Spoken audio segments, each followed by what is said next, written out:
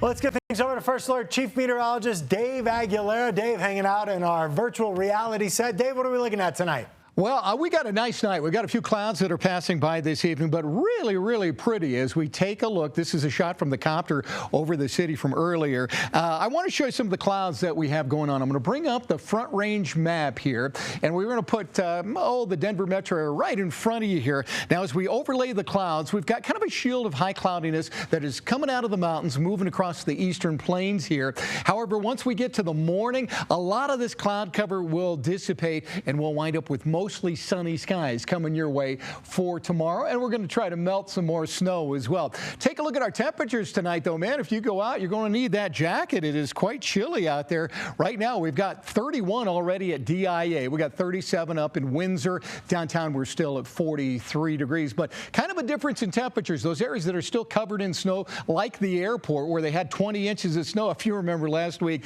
they only made it to 40 for the official high, but downtown we were at 53, where we had less snow and a lot more melting already going on with the urban heat island effect helping to melt some of that snow. Betty Lodge and S in Erie, our weather watcher there, coming in at 43. Here's the high cloudiness that we showed you on the floor map here, just coming across the northern part of the state. No moisture, rain, or snow associated with that at all. But as we widen that view out, take a look up in Seattle and Portland. There's a big low pressure trough starting to form up there, and that will be changing our weather. Snow for the mountains coming up and the eastern plains as well. So let's go to the other side of the room here, and I've got the jet stream map loaded, and I want to show you why this storm is going to take a while to get here. We got a pretty strong warming ridge of high pressure shooting right out of Mexico into the Rockies here. Here's that storm trough. That high is strong enough to hold it at bay, so by the time we get to Friday, it's digging down here over California, but not moving quite yet into sections of Colorado here. On Saturday,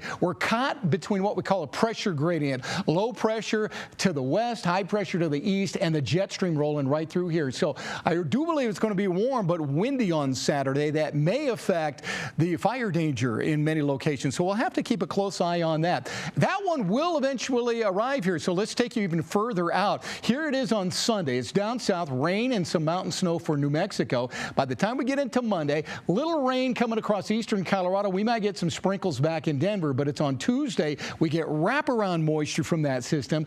Maybe about 2 to 5 inches of snow in the mountains and some light snow for the Denver metro area. That's coming up on Tuesday. Until then, we got a pretty nice stretch here. We're looking at cold nights, single digits and teens in some of the mountains like Lake City at 8 degrees up there, 20s and teens in the eastern plains, 50s out west tomorrow. We'll be in the 50s and 40s for the mountains. And as you look at the map here, you see that light blue little blob from Lyman down to La Junta. Those are the areas that are still snow-packed and snow-covered with all the snow. They had 1 to 3 feet of snow, as you might expect. So they're going to be in the 40s. Then you look at DIA at 55, Fort Collins at 64. So a little warmer the further north you go.